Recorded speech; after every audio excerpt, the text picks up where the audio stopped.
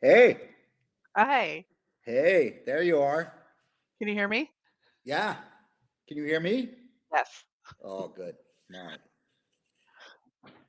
Oh, the kids. I'm in my apartment, and the kids are partying because it's Valborg here. So it's this traditional get drunk because it's spring party day. It's That terrible. sounds like fun. Yeah, it's fun. It's great. Yeah. Oh man, I'm too old. How are you? I'm good. All right. Yep, just putting one foot in front of the other, so to speak. Are you seeing anything? Any light in the tunnel yet?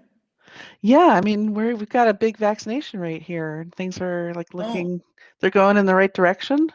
nice. Um, and people are thinking, summer with people outdoors, everybody's going to be able to start doing things. Um, so, we had this huge 5 to 6 month transition to the world of the pandemic, and now we're going to have this huge 5 to 6 month transition to whatever is next. It's like I feel like I'm in the same position. It's like now I got to pivot again. Yeah, yeah. So, Oh, and it's what's that tiresome. going to mean? Because we can see our direct to consumer, which went like this, is now going like this. So, Wow. Yeah. I mean, we built this service, this customer club thing that we're going to launch with the partners in the UK. Hi there. Hey, but yeah, let's see how that fares in this climate. yeah. Hopefully. Hello. Hi, Simon. Hi, Hello, Eleanor. Alex. Nice to meet you. Yeah, good to meet you, Alex. I know we've spoken on the phone. We haven't. It's ridiculous that I know Eleanor and Andreas better than I know someone on my doorstep.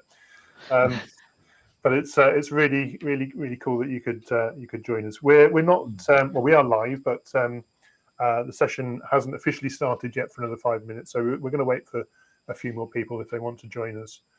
And this is a fairly relaxed chat about our experiences in ice cider. I will vaguely chair the conversation as we go along. I've got a few little questions prepared that I'd like to ask.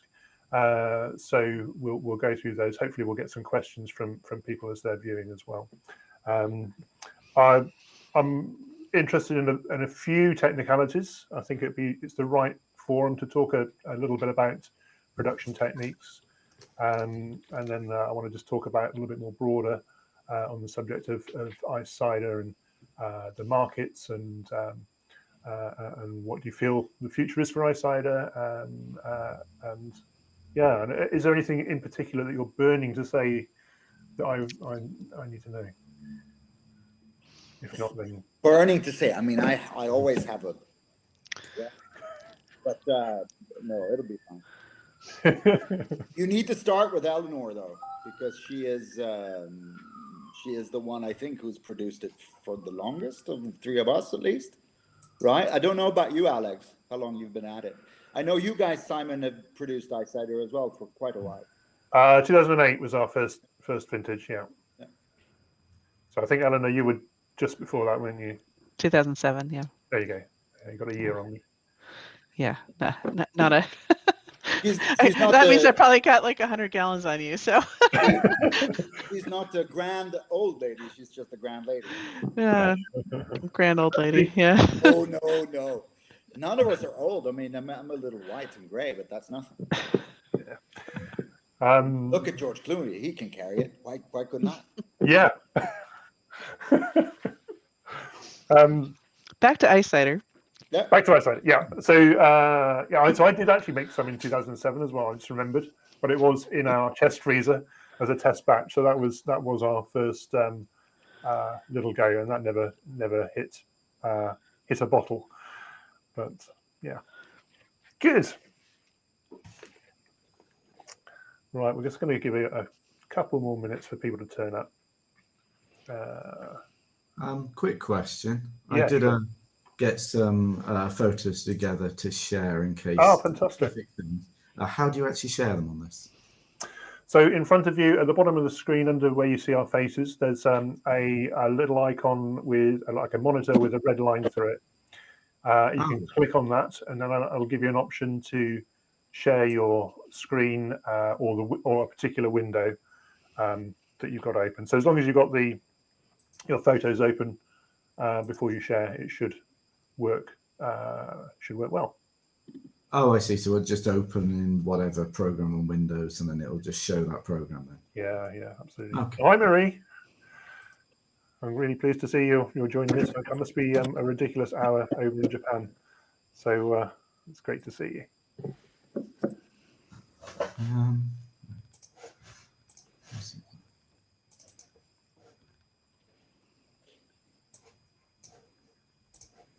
Has anybody else got any pictures or anything, any presentation? Yeah, I've got maybe two. I've got one that always works with the northern lights above the cider. You saw that. You guys saw that. I think I've got it somewhere. I have some of cold northern Vermont. Yeah, because that's what people want to see. Yeah. And I've got some product images, but they're not very important.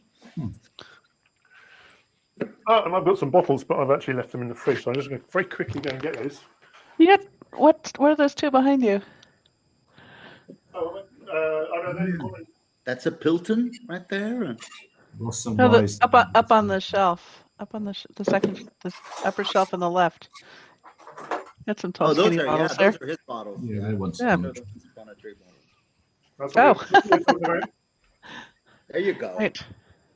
So these were included in the CraftCon tasting case.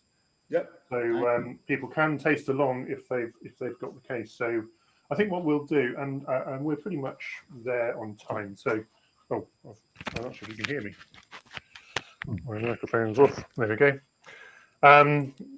Yeah, we might as well kick in. I think what we'll do is I'll just introduce you quickly, and then perhaps if we just spend 5 to 10 minutes just explaining your background, how you came to make ice cider, and then I'll fire in some questions, and hopefully we'll have some Q&A going on at the same time. So off we go. Thank you all for joining us for this talk on ice cider, the Rise of Ice Cider. It's going to be a good overall general chit chat about the subject, and if you've got your tasting case, then we will be tasting along with a couple of products, one from Eden, Eleanor's, and Andreas's claim. So I'm looking forward to opening those shortly. So really pleased to be joined firstly by the current president of the American Cider Association, Eleanor. Congratulations. Eleanor is Eden Cidery, based in Vermont. And also joining us, we have Andreas Sundgren from Brannland in Sweden, and really focusing on ice ciders. So it'd be great to get his input. And Alex Simmens from Llanblethian. Yeah, that's right. Llanblethian cider in Wales, so on our doorstep here, who is a smaller producer, I believe, under 7,000 litres. Yeah, 7,000 litres a year, so under the duty limit. Yeah, excellent. So it'd be really interesting to get your perspective as a slightly smaller producer. Excellent. So I know, Eleanor, would you like to kick off for us and just give us a bit of background on Eden?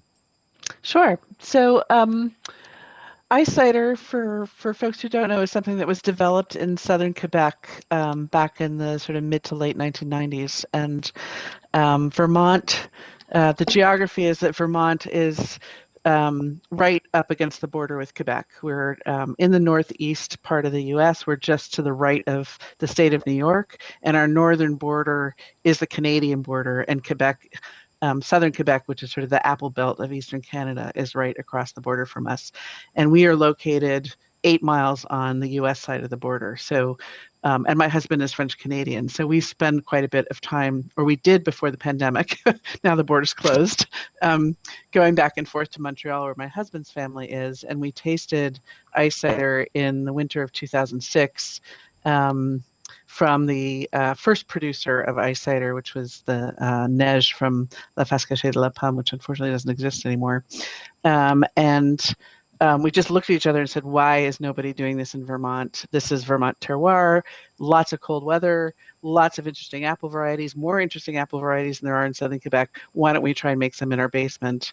And so with the harvest of 2007, we started making some in our basement, and we made more than we could drink ourselves in a reasonable period of time. So I got a license to see if we could sell it around to some restaurants in Vermont, and we were sold out in a month and a half, and they wanted more. And so we decided, okay, I guess we'll make some more. And one thing has led to another. So here we are. Fantastic. Andreas, do you want to give us a bit of background on Brannland? Yeah, we've been around for the 2021 will be our 10th vintage. I started the business after jumping ship from a software company that I was part of founding in the music business, and I wanted to make wine, but I didn't want to move to Tuscany, or I couldn't move to Tuscany because and I couldn't afford moving to Tuscany anyway. But I had small children. I had to stay at home and start a new business and make a living. So I thought, what can I do that's close to wine at home? And I lived in a village, and the apples were falling to the ground. And I put up a Facebook group, and I told people to come and pick apples. And I thought 5 people would come, but then 35 people came. And of course, that wakes the product development brain up. And so I started making, the idea was that I was going to make super simple dry cider, pubs and bars in my garage. And of course, I didn't know what I was doing. Of course, the apples were dessert. I'm not sure if it's just me, Andreas. I'm struggling to hear you. You were good. Okay. Yeah. That's better. Me That's too. better. I'm going to try to turn myself up then, which is very unusual to people. Oh, you're better there. So Better. All right. Yep. So I was going to make a very simple cider. The problem was that, of course, I didn't know what I was doing, and the apples that were on the trees in my village were not cider apples because of the northern climate. We're on latitude 63, which is roughly Alaska in terms of latitude.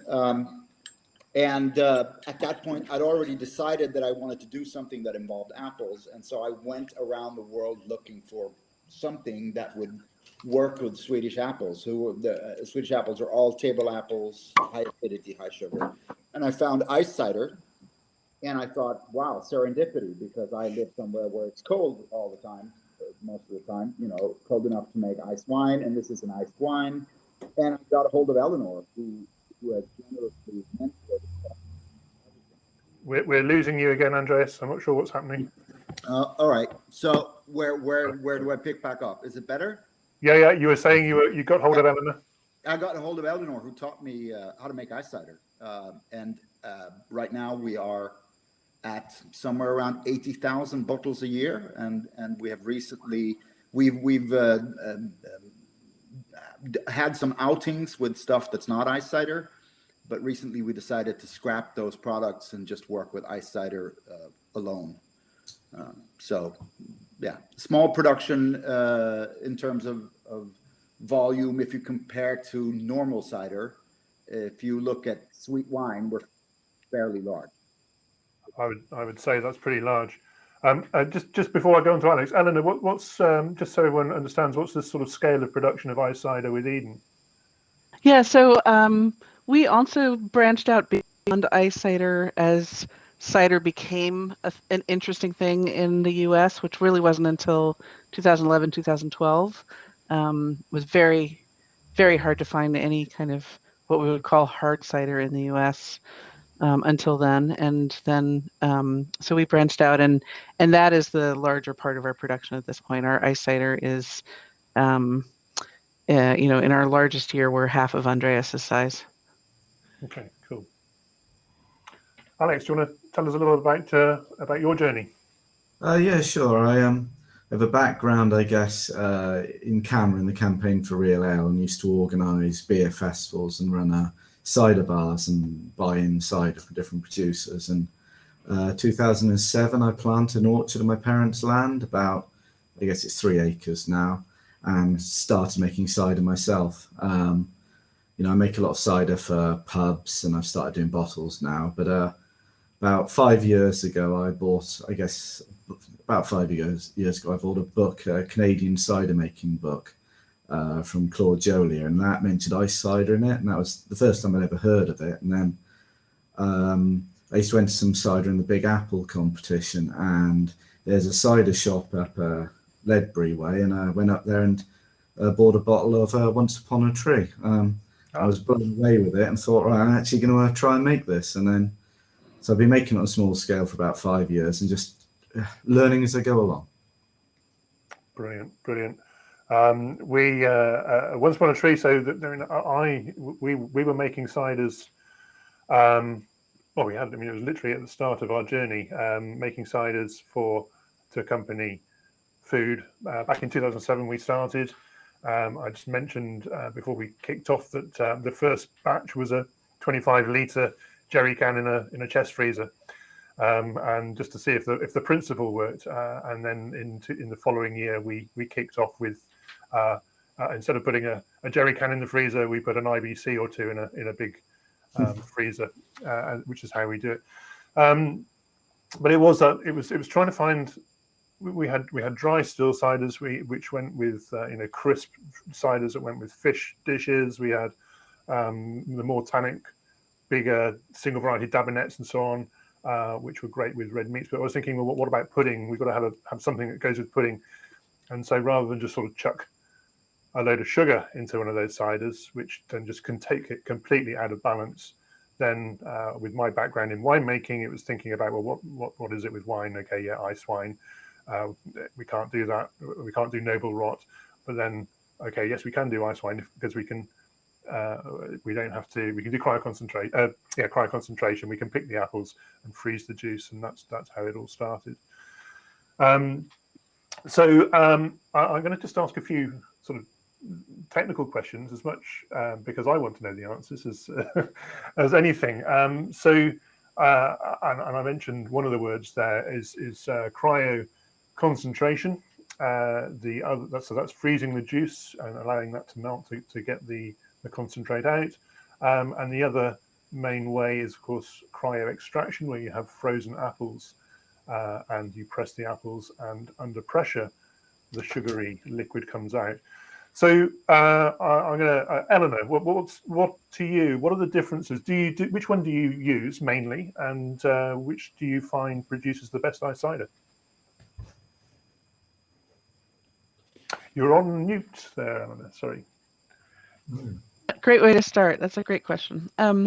So in Quebec, there is, I think, because their initial creation of ice cider was with an eye towards the success of the Canadian ice wine industry in Ontario, there was a lot of marketing done around frozen apples on the tree. However, 98% of what is produced is cryoconcentration, not cryo-extraction. I mean, there are a couple of issues around that in terms of, which apples actually will hang on a tree into the winter. Or do you just put apples out to freeze after they've been in cold storage and do it that way? And then in cryoconcentration, it's do you use a freezer or using outdoor natural weather? And there's some very distinct differences. We have done both. This is a cryo-extracted ice cider that we did. And then our main heirloom blend, Honeycrisp, and what you have tasting today is done through cryoconcentration, but all outdoor natural cold weather concentration. And from my perspective, there's a real difference. Having also worked with people who do stuff in a freezer, the real difference between the two, and Simon, I'd be interested in your thoughts on this, since you do use a freezer, is when we put the juice outside to freeze, our temperature naturally here varies between -35 Fahrenheit, which is something like the same thing in Celsius. Yeah. And maybe we might go up to the 20s, which would be sort of -5, -6 Celsius, I think, or around there. And we leave the cider out for a good 4 to 6 weeks, sometimes even longer. And it's that up and down in natural temperature variation. This is all like a 55-degree Fahrenheit range that is all below freezing, right? And it's that up and down that really separates out, right? The H2O molecules freeze, ice floats. So that starts moving up in the container, and the sugars and the acids and all the things that are related to flavor are heavier, and they start sinking down. And so when we first put the container out, it's all the same color. by the time we're done, it's very white at the top, very dark at the bottom. And so we get, I think, a much more intensely flavored and better yield for ice cider through the natural freezing process than you do if you just stick it in a freezer, get it down to 4 degrees, whatever the right equivalent of Celsius is that a freezer typically operates out, and then pull it out. But I'd be interested in your thoughts about that. Yeah, I'll come back to that thought. But Andreas, are you using cryo extraction or cryo concentration? Do you find a difference? Well, we only use cryo concentration, so we freeze all the juice outside in December and January. I think there are 3 levels, as far as I can discern, between these 3 different products. And first of all, cryo extracted ice cider and cryo concentrated ice cider are 2 very different animals in terms of sensorics. Yeah, and I didn't answer that question. Yeah. I mean, this. So,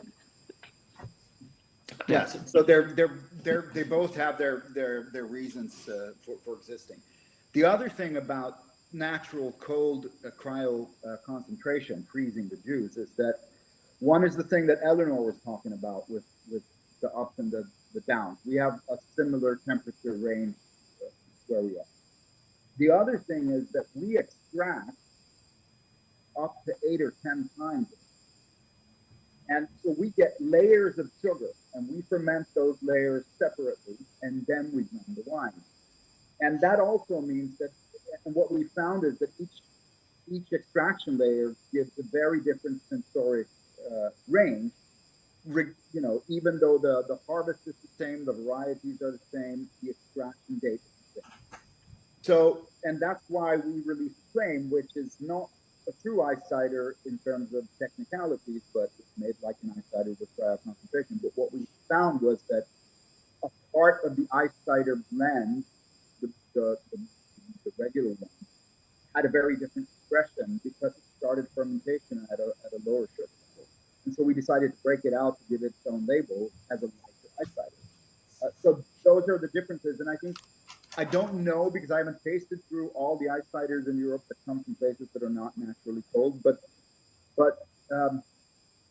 my observation is that they tend to start at higher sugar because there's only 1 or 2 extractions, depending on how many times you send something back to the freezer. And that gives them also a very different profile, not necessarily a bad one, but it's a different animal. So, and we are shooting for cryo extraction at some point, but we are also just now planting we have a big working project, so we are only in the infancy of We're struggling to hear you again. Sorry, Andreas. Yeah, I'm going to try to speak closer to the microphone. Yeah, I mean, we're looking for cryo extraction at some point, but right now we're in the infancy of planting this big terroir project, 10 hectares of apples up in the north. So we have a few years to go before we know what apple varieties hang on the tree after frost. Cool. So I should just jump in and answer the question about cryo extraction and what it tastes like. So if you're talking about cryo extraction being from apples that are left hanging on the tree, there are few commercial apples that will hang on the tree. Most fall off when they're ripe. Cortland and Golden Russet and Spartan will hang on the tree pretty well. Those are sort of more table sweet type apples. So you don't have tannin, which you don't really want in a dessert wine anyway.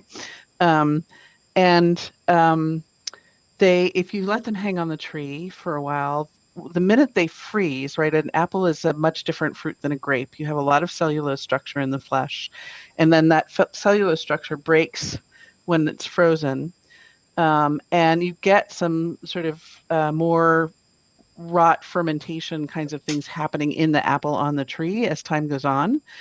And what ends up happening is the flavors are much less apple and more vinous. You get more sort of white grape, apricot, depending upon the degree of rot that actually happens in the apple. You might get some walnuts and things like that in the flavors. so it's delicious and interesting, and this is certainly was a popular thing when we released it. It was also very expensive, but as someone who is, our business is very focused on supporting the continued growing of really interesting heirloom variety apples that don't have a market in grocery stores. And we love them because they have such incredible flavor, and we want that apple flavor to shine through in our ice ciders. And so for us, cryo concentration is like, yeah, we can do it. We have the climate. It's interesting, but it's not really expressing these apples and these really amazing varieties. That is really what our passion and what turns us on. So it's never, we will do it. We'll probably do it again, but it will always be sort of a small batch interesting thing and not our primary focus in the world of ice cider. Sure. Alex, have you experimented with both techniques? Not really, in truth. It's a bit warm where I am to freeze fruit on the tree. The way I do it is I've got a large commercial chest freezer, and I've got a modified temperature controller in there. You can buy them about £30. They're called Inkbird, and I can set it to any temperature I want.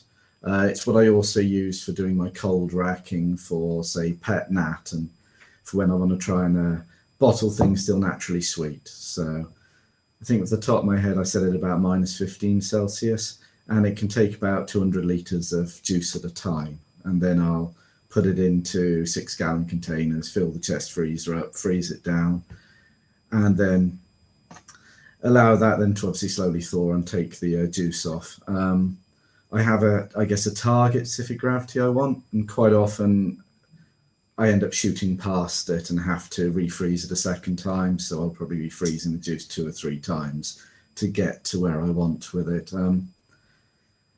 Because I'm very small scale and I'm making a lot of other cider as well, I find I can only really do the ice cider at the start of the season because I'm using the chest freezer, do a lot of cold racking for all the stuff I intend to bottle afterwards. So it might sound a bit odd, but I do all my ice cider when it's probably about 20 degrees Celsius.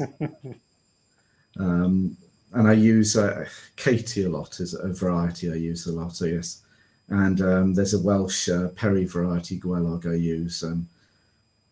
For the Perry, I find it interesting, but I struggle a bit. You've got to find a pear variety without too much tannin, I find, as was mentioned earlier, because when you concentrate everything up, I've tried other things, and you can make something a little bit an acquired taste with Perry if you freeze concentrate it. For sure. We had a question on what are the best apple varieties for ice cider from Maria in Japan. I think you've probably just answered that, Alex, there. Have you any more thoughts on other varieties that you might use or have used? My own orchard, I've got a very varied orchard, but it's mostly cider apples. I've got an old Kent variety called Golden Knob, an eating apple that I think would probably be quite good for ice cider, but the apples are tiny and the tree's very dwarfing, so I've never had enough fruit to do it. And the only eaters I've got down there are quite sharp. I've looked at the other apples I've got, I haven't really found much. I have grafted up Blenheim Orange to see in future when that is, and I was introduced to someone last year who could supply quite a lot of Jonah Gold apples. Yeah. So I'm thinking of trying to use them next year to try that. But basically, I'm just looking for something that's quite low pH. I found when I tump up Katie apples and leave them a very long period of time, a lot of the acidity obviously drops out. The apples respire, and the pH is the same as about Kingston Black at 3.6. And in truth, I also have used Kingston Black for ice cider before, and that's turned out quite nice as long as I find I don't over concentrate that. I think I'd concentrate that less than most people probably would in ice cider. I think again gravity was 1096, and then I ended up with a specific gravity after fermentation of around 1020, 1030. So it was only like a sweet cider in the end. Yeah. That proved quite nice because obviously there's a lot of tannin in Kingston Black, and I think I matured that oak as well to try and get some more body to it. Somebody's just asking about the Inkbird. I think it's Inkbird temperature controller. You can find them on Amazon.com. The idea behind it is it's got a little plug in there. You plug the chest freezer into it, and then you plug the device into a wall socket. And there's two versions. One that can be controlled by a mobile phone, and I know a brewery that uses them for every brewing tank. And you can basically drive to work, and on the way to work, just change the temperature on all the fermenters. The one myself is just you enter the temperature you want in the device. If you are using them, I'll give you one word of advice though. Compressors hate being turned off and on rapidly. So if you're setting a temperature controller to override like a chest freezer or whatever, make sure you leave the delays in there. You know, they'll have a delay where the temperature's got to go out of whack a few degrees Celsius, and there's a delay between each time it turns on. If you mess it up and flick it, compressor on, off, on, off, on, off, you will blow a compressor up. I know I've done it. Speaking from bitter experience there, Alex. Varieties that we use, Fiona and Dave have asked, we use Blenheim Orange, and I use Blenheim Orange. I use other varieties as well, but Blenheim Orange was my first choice only because it was hanging on the tree still. It hangs on the tree really, really well. I wanted to get all of our normal harvesting out of the way the first year that we did it, and we had fantastically tree-ripe fruit. The fruit was still hanging after the leaves had gone. There was no more ripening to be done, and then we left them. We picked them and then left them to continue to sort of make sure the starches have turned to sugar before we pressed. And that's, I think, key. I've also used Falstaff, Alex, you mentioned, and John O'Go Red more recently. But mainly dessert fruits that don't have high tannins, again, for the reasons you mentioned. Don't really want to be concentrating tannins, although I think it can. I have tasted a couple of fruit ice ciders, and they can work quite well if you're prepared for the tannin hit. I'm just getting a couple of other questions. I'll just go through these. What hardiness zone are the participants' orchards in? From Andrew Root. I don't even know what hardiness zone Britain is in, apart from Brexit Britain, but that's another story. Andreas, do you happen to know what hardiness zone you are in? Well, I know the Swedish one, but the Swedish and the Finnish one, for example, are different. So we're in the Swedish zone 6, which is fairly cold. Whether that is accurate now, I would challenge that. We have varieties on our list that on paper shouldn't be able to survive where we are, but Yeah, same for us. So I think that's a mix between the zones being outdated, but also the academic knowledge that's founded on is simply written from a southern perspective, and so it's just assumptions about what varieties can do what and where. So zone definitions tend to be defined by average lowest temperature that happens during the year, right? So we're in zone 3B in North America. That means our average low temperature can be minus 35 Fahrenheit. And so things have to be able to survive that and we're, the main apple growing region in Vermont is the Champlain Valley, which is only a 2-hour drive away, but it's zone 5A. So it's quite a difference even within our little state of Vermont. I'm just literally Googling that, and it says the UK is between 6 and 9. So I'm guessing where we are, we're probably at the more the softer end, I guess. Not too cold at all. So we have very few properly cold winters. I think there was one winter that I know of that we could have actually frozen juice outside had we been organised enough. But it's pretty rare for us to get a consistently long freezing period. Just going back to what you were saying earlier, Eleanor, in terms of what we do with our freezing, the IBCs go into a blast freezer. So I think it's about minus 30 degrees to get the IBC, so 1,000. Well, it's not 1,000 liters because it expands. It's a good tip for anybody. Yes, You're leave putting- room for expansion. Exactly. Yes, you learn as you go along. You do. We've had a lot of clearing 12%. up in sub-zero temperatures in a freezer Yeah. to do because of that one. But yeah, leave yourself plenty of room for the juice to expand, and you end up with a 1,000-liter ice cube within about 24 hours. It takes about that length of time for the freezing to get right the way through into the middle. Normally, we don't bring those IBCs back until we've finished harvest and got everything clear, and we can then concentrate. Sorry, bad use of word, but we can concentrate on the concentrate without other distractions. So we're often not bringing our IBCs back from the freezer until January or February. But I think it's important that you do it when, well, in our circumstances, we're doing it at an ambient temperature. So that's in the winery, cidery, it's 7-8 degrees at that time of year. If you, and again, you learn from experience, if you do it when it's warmer, so we have once brought them back in June, and the ambient temperature was sort of 18 to 20, you get far too rapid defrosting. And what happens is the juice around the sides and the edges of the IBC defrost first, so you actually include a lot of water with that, and you end up with a very dilute concentrate. If you get it right, what comes out first from your IBCs, it might take a day or two. You get this wonderful frosting on the outside of the IBCs when you bring it back into the humid air, but you end up with this sort of real thick black treacle almost coming out of the bottom of the IBC. And as Eleanor described earlier, you see the colour draining through. If you've got a white IBC, you can see the colour draining through as the concentrate comes through.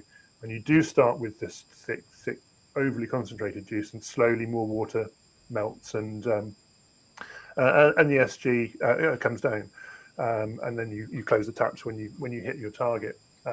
But for us, it isn't practical for us to keep taking our IBCs back to freezer. That would be ideal for us if we were, if our ice cider takes off and we start producing more, because we don't produce a lot. We're producing 5,000 or 6,000 bottles a year along those lines. So compared to you guys, Andreas and Eleanor, it's a pretty small amount of the overall cider that we produce. But ideally, I'd like to have a day of defrosting and then stick them back in the freezer overnight to harden up again, and then bring them out. I often think home cider makers have the advantage in this, and I tell people who are amateurs who want to make some ice cider at home to think about, getting a chest freezer. So Alex, you could do this too, because you can just pull your containers out, draw off some concentrate and put them back in when the gravity gets too low, and think about doing that. You might also think about pulling them out and putting them back in, and pulling them out and putting them back in before you even drain anything out, to help with that separation. Because draining in batches, then you end up with what Andreas was talking about, was like, what do I do with that batch until I'm waiting for the rest of it? You could put it back in the freezer and keep it that way. But just think about those trade-offs and how you want to use your time. So yeah, I think it's for those who are making it at home, it's they have it easier than when you're paying a trucker to pick up stuff from a freezer and put it back in. And, yeah. We generally will do it in one hit. It'll take a good fortnight normally to defrost them at those winter temperatures. The time we did it in that June period and things went quick, I did actually separate them into two batches. Because normally when we've finished the drain, we'll take the IBCs out and let the water just defrost at its own rate. And I always go back and just taste the water that's left, just to see how much did I leave behind. And usually you can barely taste any apple in it. It's really, really is very, very pure. And if you measure the SG, it's barely there.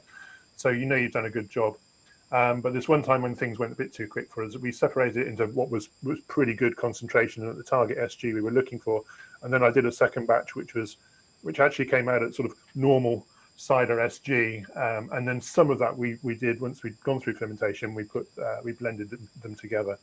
But in an ideal world, you don't, well, in our circumstances, you wouldn't want to do that. So yeah, I've got a couple more questions. Fiona and Dave, they've asked, when you concentrate the juice, what's your target SG? So that for us, that varies on the product that we're making now. We only make 2 ice ciders. We make our Blenheim Superb, as we call it, which is Blenheim Orange, and Laxton Superb, which is a variety I didn't mention before, hence the name Blenheim Superb. And our other one is made with pears, and that's the Wonder. We concentrate the apples to around 18% potential alcohol. I can't remember what that is in SG. But that's what we're aiming for, knowing that we're going to ferment it to cider strength, so around the sort of 7 to 8%, and stop the ferment there. With the Wonder, and there's a bit of a story about the reasons for this, but the Wonder, when I first made it and tried to make an ice perry, I couldn't stop the ferment the first time I did it. Every time I hammered it with SO2, filtered it, racked it, and it wouldn't stop. So in the end, I embraced it and let it go until it wanted to stop, and we ended up with a less sugary but high ABV ice perry. But I really enjoyed the difference. So every year I now concentrate that a little bit higher, so we retain a higher finished residual sugar. So we probably aim for about 21% potential alcohol. And I will allow that to ferment through to about 12 or 13%. Well, that's generally where it wants to stop. And then we end up with 130, 100 to 150 grams per litre residual sugar at the end. But anybody else want to say what their target SGs are? Andreas? Yeah, we go from, depending on the weather on the year, we will extract it at between 45 bricks and 20 bricks. We stop at the lower notches, 20 bricks. So 45 bricks is that, because we don't use SG, we use FSLEP, which is a version of SG. So our sweetest batches start at 1205 SG. In general, the ice cider, which is the core ice cider that we make, is very similar, I think, to Eleanor, in that it usually starts between 30. You just go a bit closer to your mic. Yeah. It usually starts at 33 to 35 bricks, which is about 1155 in terms of SG. To 1160. Yep. Yeah. So around there is, and the claim starts at 25, which is lower. So I can't do it all off the top of my head, I'm afraid. So Did we lose Alex? I think we did. And we lost Simon's sound as well. That's my fault. I put myself on mute. Yeah, hopefully Alex will rejoin us in a moment. Yeah, he's coming back. Oh, here he is. Great. That's okay. Hey. Can I go back to varieties just one more time? Please, yeah. Which is, the thing about ice cider and a great ice cider is complexity and the backbone of acidity that keeps it in balance. And so if you think about varieties, think about blends. We've done single varieties and some of them are wonderful, but there's nothing like a blend that is thoughtfully put together that really can fire on all parts of your mouth. Look for pie apples. I found that baking varieties tend to have that wonderful acidity and some wonderful spicy aromatics to them. And so if you have some favorite pie apples, I'd be interested in testing some of those out. I don't know, I was going to ask actually, whilst you were just talking about varieties, if anyone is tasting along the session, so that's the one that came in the tasting box. We've actually got the list, which is quite a big list of the varieties on the side of the bottle. What was the thinking with such a it's a big old list of varieties there. I don't know how many there are in there altogether. Was that planned? Was that a blending option post fermentation? How does that come about? So when we started, we have an orchard in southern Vermont. We started making ice cider as we were planting our own fruit, so we didn't have any of our own to start with. We went to an orchard in southern Vermont that is like a museum of apple cider, of apple varieties. They grow 130 different varieties, and we individually. So Alex, I'm thinking about your chest freezer, and I think you said 200 liters, and we started with.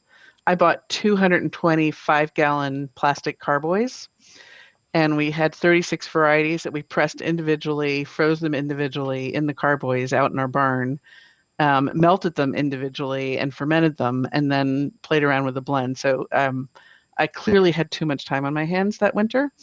Nothing else to do. Otherwise, you would never do that.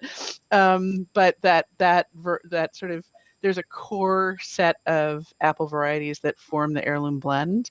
And then that orchard every year has some left at the end of the season, depending upon how well they've sold them at farmers markets and co-ops and things like that. And we usually just sort of say, yes, send them all to us. So every year it's a little bit different. But the core varieties in there are a lot of old New England heirloom apples, so Roxbury Russet, Hudson's Golden Gem is an old American heirloom. Northern Spy is an old New York variety, and then we do have the Scott Farm in Southern Vermont does have some European traditional culinary varieties. So Calville Blanc is a key, Ashmead's Kernel is a key one, and so and we usually get some. I guess Blue Pear Maine is an old Maine variety. So there's sort of the core blend, and then every year that the little fairy dust stuff at the end that makes it more. And I notice I'm going to ask you the same question in a moment, Andreas, because I'm actually tasting yours now. But Eleanor, the heirloom reserve is barrel aged, and you can taste that it's subtle, but I can sense the warmth from the barrel, that little vanilla note. What are you looking for in barrel aging an ice cider, and what are the challenges? Yeah, so this is an ice cider that was aged in barrels that had previously been used to age apple brandy. So we felt that, and it's got some of our Northern Spy, which is aged in used French oak Chardonnay barrels. So it's a bit of a mishmash of all of that. And I don't find it subtle. I find it definitely barrel aged compared to a non-barrel aged ice cider. And you can see just the color of it, right, is so much darker. And so that's that micro-oxidation, which just creates this great caramel quality to it. So that's what I'm looking for. And we barrel age things that have a lot of acidity to them, because to have sweetness and caramel and no acid is difficult. So it's a balance thing, and also just it's a different flavor profile that's fun and goes spectacularly with cheese, and some desserts, puddings, as you said. Fantastic. And Andreas, we've got your claim in the tasting box. Yep. They're all 100% Swedish apples in there, obviously, but yep. What have you got a few name varieties in there? What can people? Yeah, I mean, we work at this point with mostly Swedish and Danish varieties. So the core variety is called Ingrid Marie, and is a Danish variety originally, but is the one apple that's most widely grown in Sweden commercially. We work with Aroma, which is a Swedish variety. We have some Cox Orange in there. We have some Rubinola in there. We have some Kim, which is also a Swedish variety. I think in the 2017 there is no Belle de Boskop, which is the only single variety that we work with when we can get them, and they're good quality. So I would say it's a core blend of 3 to 5 apples. Those are the biggest contributors to each year. We are cutting down slowly on the number of varieties that we work with for our current ice cider. For the apples that we are growing up in the north, we are going the other way with 70 plus varieties in those orchards. So Right. Yeah. going a little crazy there. Fantastic. I'm going to come over to you, Alex. There's a question which I think would be great for you to answer in the Q&A, which was, I'm trying to find it now. How do you stop? It's from Mike Brown. Here we are. Do you have any advice for a home amateur to stop ferment? And I'm guessing, obviously, you've got your freezer there. Are you utilizing cold crash techniques to stop, or how are you doing it? Yeah, essentially, it's the same way I do my cold racking for, say, my other bottled range. Basically, I keep records of how fast something ferments anyway, and there's a simple formula you can use to create a speed of fermentation. And for, say, all the ciders I want to stop at sweet or dry, and they'll be the ones I bottle normally for pet nat, I'll say take the reading once a week of the fermentation speed, and if something's fermenting too fast, I'll then chill it down and then cold rack it, try and get the yeast off. And I do it up to an IBC scale for the ciders I'm doing for like larger bottle runs. And from experience, I'd say you need to chill something down for a minimum of a week for enough yeast to drop out. So when you cold rack it, you'll slow fermentation. And if you really want to slow something properly, it's a minimum of 2 weeks. If I'm doing it on a small scale, I set the chest freezer to -2 Celsius, and I'll put the containers in there. And if I only want to slow it a bit, I leave it a week. If I want to slow it a lot, I leave it 2 weeks. Then I carefully rack it off the yeast, allow it to warm up, carry on fermenting. And every week, it's basically every Monday, I check specific gravity of everything in the barn. And then I've got spreadsheets and I write it all up and I go, well, this one's fermenting too fast, so this has to be sweet, or et cetera, et cetera. And then the idea is if you do it enough, and obviously where I am, because I'm quite near the coast, it's very mild climate. So stuff will ferment fast all winter anyway.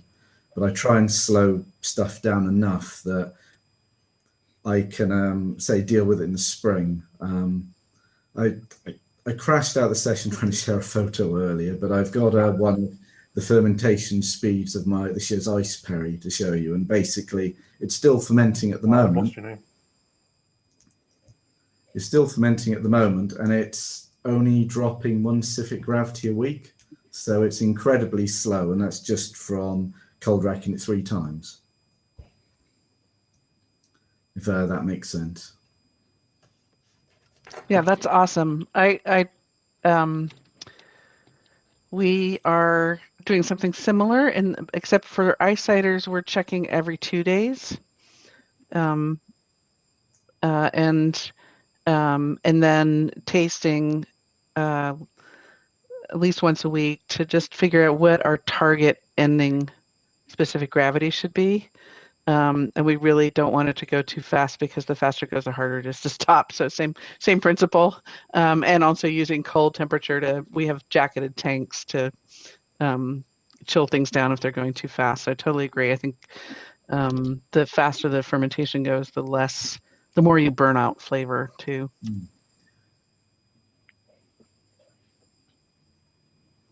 I think we've lost our host. We lost the chair. Oh, no, I'm back. I don't know. My daughter's come home and is using the broadband at the same time. So. Oh yeah, we know that. Yeah. I was able to see you. I don't know. Obviously, I was trying to chat, but anyway, that's great. So I've got one more technical question before I want to talk a little bit about the marketing side. Have any of you used a non-Saccharomyces yeast to make your ice ciders? It might be very short. Yes. You have? Excellent. And what was it, and what were the results? Well, you're going to have to ask Sigrid from Llanblethian is here, so she can answer in more detail. But we are working with one of their yeasts that are non-Saccharomyces, and we have a wild fermentation this year, which is fairly large, which we're about to get identified in Berlin, but I don't know what that is yet. No, I mean, Llanblethian has supplied a 2-tier solution with a product called BioDiva as the first inoculation. We've run that quite a lot on its own. And whether it's the BioDiva that finishes the fermentation or if it facilitates stuff that's already in the ice cider juice, I don't know because I haven't checked. But yeah, I mean, for sure, the BioDiva is a wonderful thing for heavy juices, high sugar juices to start up. So are you finding that you can just let that ferment finish naturally under that Yes. under that steam, and because of the concentration, no other yeast is going to carry on the ferments? Well, we don't know if other yeasts come in succession after the BioDiva, Right? Because we haven't checked. But yeah, I mean, I don't know that it's meant to be used on its own, and Sigrid will answer that much better than I. But we certainly think, you know, I think one of the things that it has is it's very alcohol sensitive. We've found that as fermentation started with BioDiva, very often can take itself to 8 or 9% alcohol, and that's pretty much all we're looking for anyway. So we're fine with that. We use BioDiva as a starter and as a finisher in barrels where temperature control for the fermentation is not as easy as it is with steel tanks. Excellent. That's really good to on hear. the flip side, the thing you should absolutely stay away from is Saccharomyces baianus, which is champagne yeast, because you cannot kill it. So That's what I use. yeah, it's right. You can't stop it no matter what you try and do. So don't use that. So I've been using EC118 for many years, which is the Baianus yeast, and it does take a bit of hammering, and that's probably why we found that the pear version never does stop and eventually comes to rest at the 12.5, 13. I have bought BioDiva with the intention of fermenting with it for the dessert cider, but I ended up using it in our red wine. So as a dual fermentation, which I think is the kind of how they were originally marketed as a sort of a starter for a red wine, and then you go on with the Saccharomyces. But yeah, that's really interesting to hear you're having some success. So I'm definitely. I would say, I mean, our experience is you use a basic white wine yeast, BA11 or something like that, is just fine. You know, you have to spend a lot of time with rehydration and getting it ready to go into that super high sugar juice, but it also tends to kind of peter out at like 10% alcohol. So it doesn't take much you don't really have to hit it over the head too hard to get it to stop. And it's less expensive. We're still working with varieties that Eleanor introduced. And because we have subsequently started working very closely with German winemakers, we use a lot of Heiligenstein. I mean, it's a fantastic yeast for sweet wine. And that's what we use. There are many parallels between Riesling and ice cider. So Heiligenstein still Rhone 4600, Eleanor. So you know we're still there, but the Heiligenstein is what the absolutely most prominent yeast that we use, I think. Brilliant. I'm going to we've got about 10 minutes left. We've still got quite a few questions to answer, but I just want to change the focus onto the marketing and the sale of ice ciders, and just to get each of your take on where you're heading, or how you've got to where you are. It's really, I think it's really cool, Andreas, that you're focusing entirely on ice cider and the volume you're producing. So just tell us a little bit about your market, who you're aiming at, and what your experience has been in developing that. I mean, yeah, as I said, we've had a few outings with other stuff that has been fairly successful, but also, as every cider maker knows, demands much bigger volumes. And ice cider is our passion, and I think we thought that we couldn't break even on ice cider alone, and so we added products. And then what we've seen is that where we get traction and margin is with the ice cider. And we have the advantage of being very strongly present in our national market, which is monopoly based, and it's about 400 stores. And we've been fortunate enough to be included in almost all those 400 stores. So we have a baseline sale through the monopoly retail that we can sort of rely on. So that means that we can then specialize. I think for us, it's also a matter of what other producers we look at as our heroes and inspirations. And we look at sweet winemakers as, you know, the legends of the sweet winemaking world. And there is no way that I'm going to reach for them without specializing in what I do, right? So I need to really look for excellence. And then we see in both in our national market and in the export markets, we see an organic growth. It's really, I mean, sweet wine is, you ask the tracking, the big monitoring institutes and the Bordeaux 500 about sweet wines, they go, we don't track that segment because it's not dynamic. And there are no, so it's interesting that you can say that something's not dynamic in a segment that you're not tracking.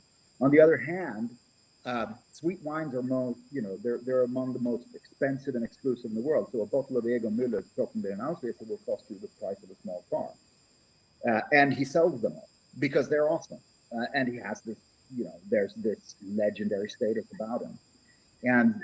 And without becoming entirely, you know, crazy, that's what we're reaching for. We want to be, we want to make ice cider that good, and we want to make ice cider as a whole that respected.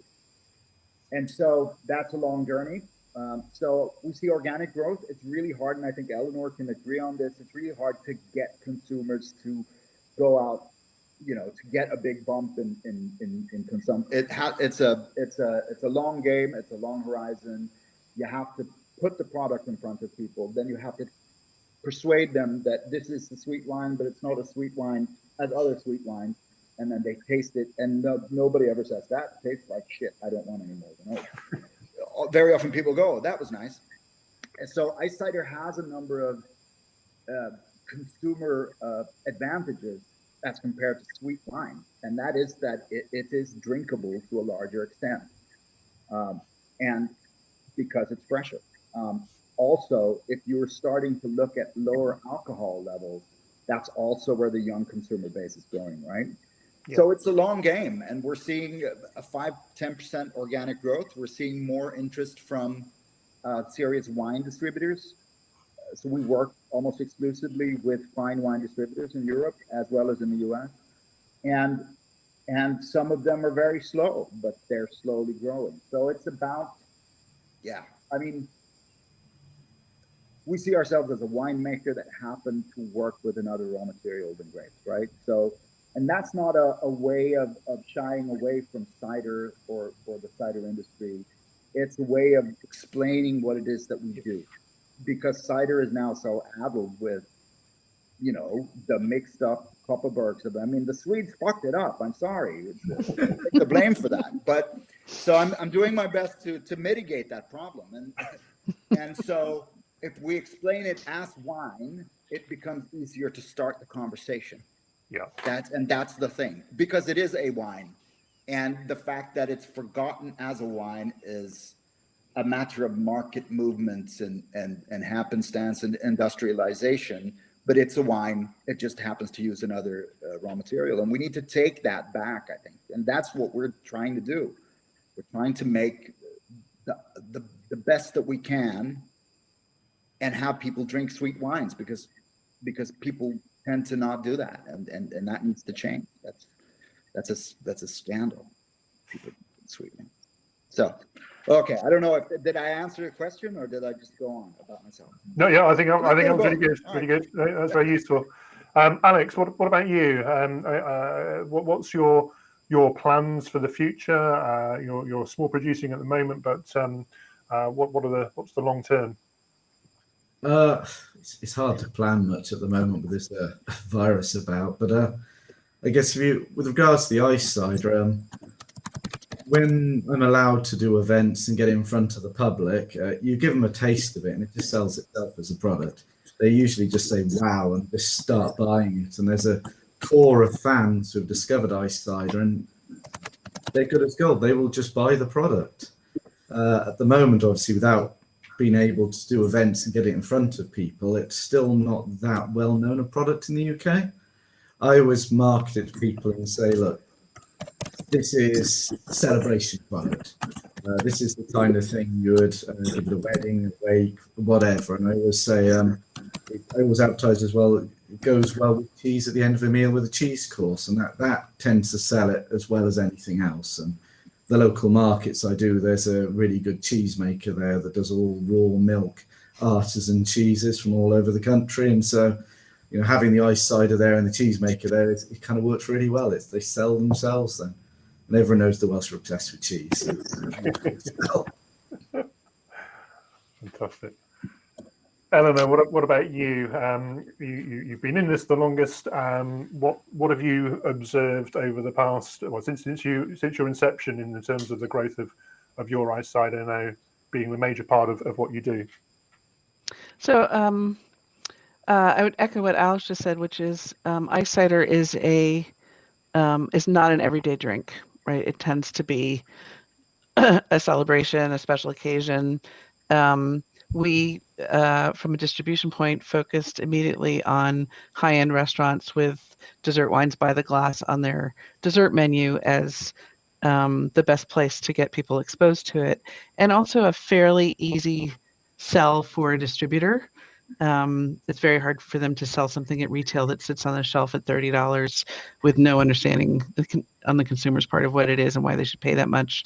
And so focus just on the kind of restaurants that could, you know, carry off dessert wines was made the most sense. So ice cider, you know, is a niche product. It always will be, and it doesn't get measured, right? The data that's tracked is grocery store retail chain data. It does not count all kinds of aspects of the market, and so this is actually one of my passionate projects for the American Cider Association, is to start producing some reports about the volume and growth of higher end cider, and just do it by surveying producers, because there's no way to gather it from the demand side. Really can only gather it from the supply side. But I think once we start measuring it, then we can start talking about it. And the problem we have right now is we can't talk about how dynamic it is because we don't have the data. So we are excited to do that for our industry. Brilliant. And we find the same in a very small way, but in the UK, and as our association at Three Counties, getting that data is very difficult. We have the annual Westerns report, which is great information that comes through on the state of cider in the UK, but of course it's really only talking about, as you say, the grocery store sales and off sales of the big producers, and it doesn't ever touch the majority of our members' products, which we feel it's a very vibrant time. It's in growth, and but it's anecdotal. To get the hard data. And maybe we can share some experience and both try and do that in a consistent way, so that it becomes something that the industry and the people who talk about the industry can refer to and use to shine more light. Yeah. Absolutely. We are officially, I think, at the end of our session now. So I'm just going to have a quick scan in the Q&A, and I apologise that I haven't been able to keep an eye on this. I'm not very good at multitasking.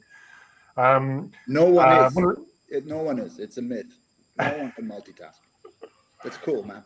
That's all right then. Good. Yeah. One of the questions I missed, Andrew Root, how different is the process from making Applejack? As far as I'm aware, Applejack is freeze distillation, so it's it's the opposite. Yeah. So totally different. Applejack is concentration after fermentation. Ice cider is concentration before fermentation. Yeah. Less of a hangover. No risk of going blind. Yeah, exactly. That's bad. Mike Brown. But it's actually illegal in the US. Yeah, and well, here, too. Yeah, you can't even do it. You're not even supposed to do it at home. You can get in trouble. How long are your ice cider fermentations? I would say ours last weeks and weeks. Probably 4 or 5 months even. And usually, well, for me, it's just getting going when you want to stop it, and that's the signal.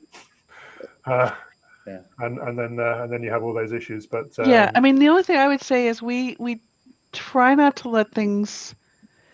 If you can keep your fermentation going at 1 to 2 points of SG a day, that's a happy place for yeast. If you're much slower than that, then you've got to be really careful about oxygen, because they're not generating as much CO2 to protect on top, and things can take longer and you get more oxygen exposure. Maybe you want that, maybe you don't, just think about it. And if you go much faster than that, then you have trouble stopping it, and you also risk burning off flavor. So we're always sort of trying to manage temperatures. It generally means we're trying to chill the thing down once it gets going, and then we're trying to warm it up at the end so it will finish nice and cleanly. Yeast, from my perspective, is all about, you want it to do the job you want it to do, and then die a graceful death when you want to kill it. yeah, exactly. So Sigrid, that's what we need. I think. Do any of you routinely use wild ferments? No, for us, but Yes. Yep. Yes. And how do you find those wild ferments? How do you keep them up? If they're good, they're good. What we do is if we get a startup that seems to be spontaneous, we will feed it nutrients, because if it is spontaneous, it'll be it'll need some help likely. So that's what we do. If we don't like the sensorics of whatever spontaneous is, which could be residuals from other inoculated stuff from earlier years or whatever, we simply inoculate something stronger. We tend to now, and I don't know if Sigrid would be very happy with me saying this, but we now inoculate much smaller cultures than what is recommended by the yeast manufacturers. It's much smaller, and we ferment at very different temperatures depending on where the culture wants to go, and our fermentations are everywhere between 10 days and 6 months. Okay. So we've become freer also by working with these German winemakers who are, they have a different idea of what fermentations should and shouldn't do. And the baseline knowledge is the stuff I learned from Eleanor, which is still valid. And then we've added some stuff and become more loose and more relaxed about what temperatures we work with and what we expect from the thing. Fantastic. Thank you, everyone. I think we'll stop there because we are running over considerably now. So thank you, Andreas, Eleanor, and Alex, for joining me to talk about ice ciders. It's an exciting time for ice ciders. We want more ice ciders in the UK market as well. So if we're encouraging a few more producers into the fray, then so much the better. Brilliant. Thank you, guys. Thank you. So nice to see you. Nice to meet you, Alex. Take care. See you all. Thank you. Bye. Bye-bye. Bye.